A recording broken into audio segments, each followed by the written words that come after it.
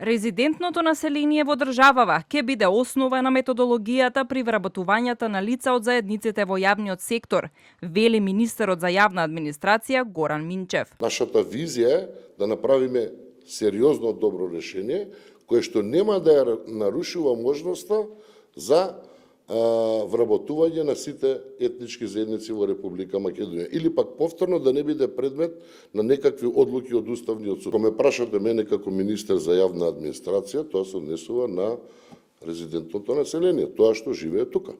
Министерот Минчев се пожали дека околу 40% од вработените во јавниот сектор не работат ништо, а се вработени токму поради непотизам, партиска и етничка основа.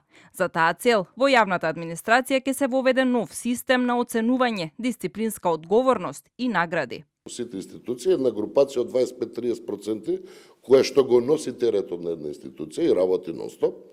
Втората групација негдека 25 до 30%, која што е вклучена во процесот, но не го дава максимумот.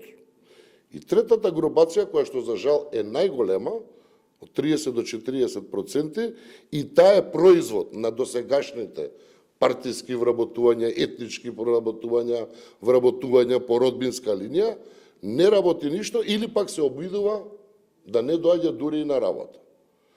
Сад тоа не е во ред. Тие што не работат, да земат иста плата со овие што го носат теретот во јавната институција. Телевизија 24 веќе го објави делот од нацртот на предлог законот за соодветна и правична застапеност, во кој се опишува начинот на планирање на вработувањата во јавниот сектор. Распределбата од ставот 2 се заснова на процентуалната застапеност на вработените во институцијата на почетокот на календарската година, имајќи ги предвид поратоците на населението од последниот попис и застапеноста на граѓаните на централно или локално ниво.